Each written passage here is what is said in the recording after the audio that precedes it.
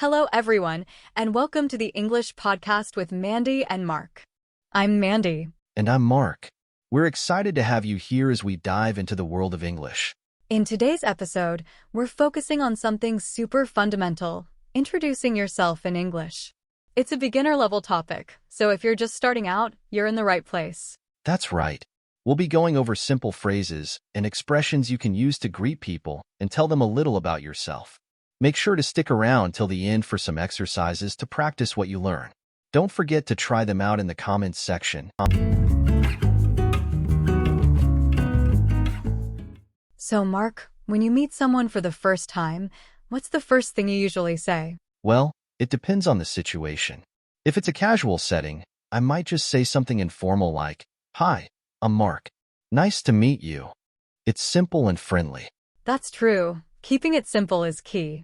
And if you want to be a little more formal, you could say, "Hello, my name is Mark. It's a pleasure to meet you." Exactly. And it's always polite to add a "How are you?" or "How do you do?" after introducing yourself. Absolutely. It shows that you're interested in the other person. Now, after the initial greeting, how can we tell them a bit more about ourselves? We can share some basic information like where we're from. For example, I could say, "I'm from Canada." And I could say, "I'm from England." It's also a good idea to mention something about your hobbies or interests. It's a great way to start a conversation. I agree.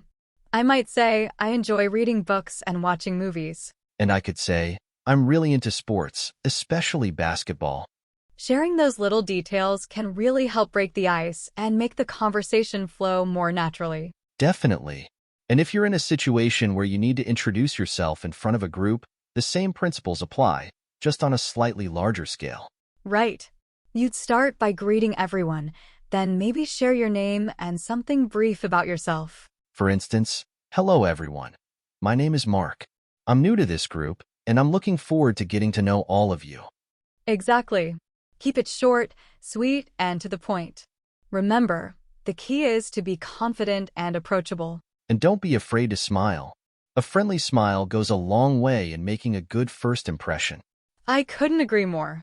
Introducing yourself in English doesn't have to be nerve-wracking. With a few simple phrases and a positive attitude, you'll be able to confidently meet new people and make connections. Absolutely. Another great tip is to ask questions. Showing interest in the other person can really help build a rapport. That's right. Questions like, "What do you do for a living?" or "What are your hobbies?" can keep the conversation going and make it more engaging. And if you're traveling, you could ask about local recommendations or places to visit. It's a great way to learn more about the area and the person you're talking to. Exactly. Plus, it shows that you're open to learning and experiencing new things, which can make you more relatable and interesting. And if you're ever unsure about what to say, just remember to be yourself. Authenticity is key to making genuine connections. Absolutely. Authenticity, a smile, and a few simple phrases can go a long way in making a great first impression. Now, how about we move on to some vocabulary? Sounds great. All right, let's dive into some vocabulary from our conversation. First up, casual setting. This refers to an informal or relaxed environment, such as a gathering with friends or a casual party. It's a place where you can speak and act more freely compared to formal settings. Next, we have formal. This means something that follows established rules or customs, often associated with professionalism. For example, a formal greeting would be, "Hello, my name is Mark. It's a pleasure to meet you." "How do you do?" is another phrase we discussed. This is a formal way of asking how someone is, typically used when meeting someone for the first time. It's more common in British English and is often just a polite way to say hello. Now, let's talk about hobbies. These are activities that people do regularly for enjoyment, such as reading, sports, or gardening. Sharing your hobbies can help find common interests with new people. Another useful term is break the ice. This means to initiate conversation in a social setting, making people feel more comfortable. Asking about someone's hobbies is a great way to break the ice.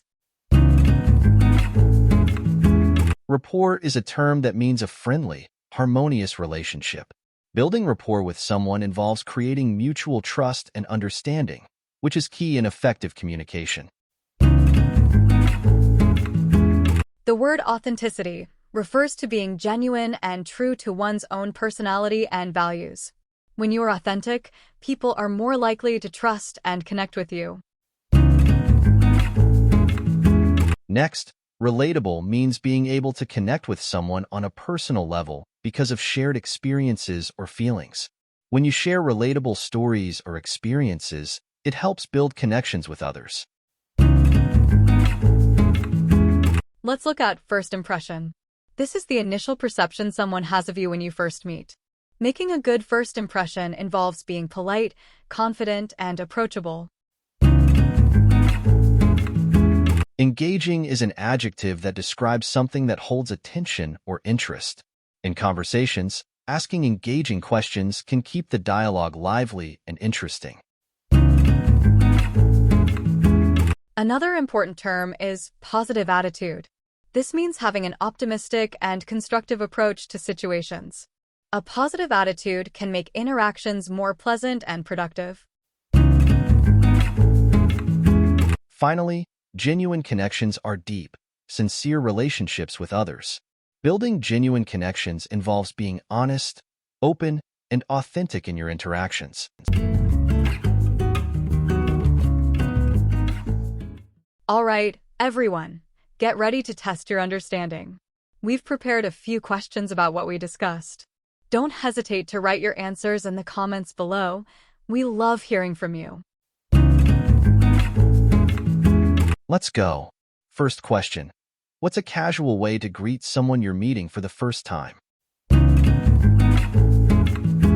And remember, there could be multiple correct answers.